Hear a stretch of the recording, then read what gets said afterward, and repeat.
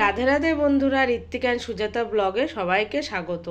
আজকে আমি তোমাদের সাথে শেয়ার করব বড় কাতলা মাছ আলু দিয়ে রসা।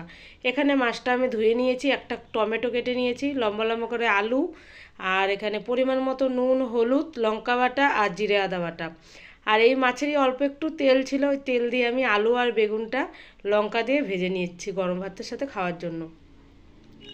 আর এখানে আমি কড়াইয়ে তেল দিয়ে দিলাম, মাছটা নুন হলুদ মেখে নিয়েছি, মাছগুলো আমি এক এক করে ভেজে নেব। এখানে আমার অর্ধেকটা মাছ ভাজা হয়ে গেছে আর অর্ধেকটা মাছ ভেজে নিচ্ছি। এই যে আমার সব মাছগুলোই ভাজা হয়ে গেছে, নামিয়ে আমি ওই তেলে আলুগুলো নুন হলুদ দিয়ে লাল লাল করে ভেজে নেব।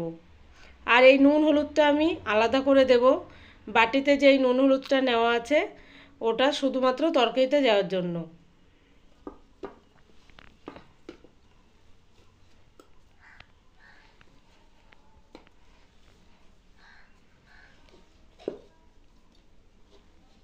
এই যে আলুগুলো আমার লাল লাল করে ভাজা হয়ে গেছে, এবার আমি নামিয়ে নেব।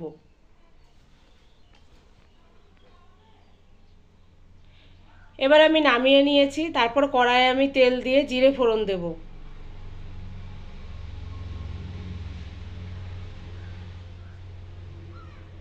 জিরে ফোড়ন দিয়ে আমি জিরে আদা বাটাটা দেব প্রথমে, তারপর নুন হলুদ আর শুকনো লঙ্কা বাটা দেব।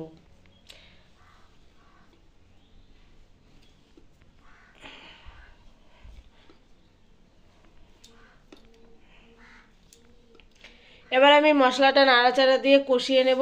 তারপর আমি একটা টমেটো কেটে রেখেছিলাম, ওই টমেটো কুচিটাও দিয়ে দেব।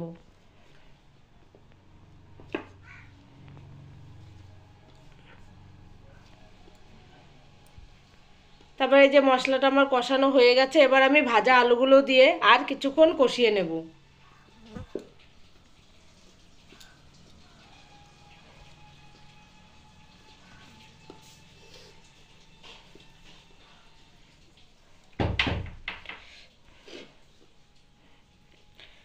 এই যে ভালো করে আমার কষানো হয়ে গেছে দেখো, আর আলুগুলো আমার ভাজতে ভাজতেই অর্ধেক সিদ্ধ হয়ে গেছে।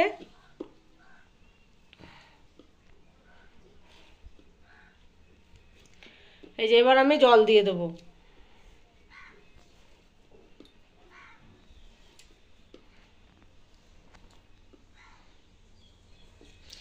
জল দিয়ে কিছুক্ষণ ফুটিয়ে আমি দেখো আলু আমার পুরো সিদ্ধ হয়ে গেছে, কিছুক্ষণ ফুটিয়ে এবার আমি ভাজা মাছগুলো দিয়ে দেবো।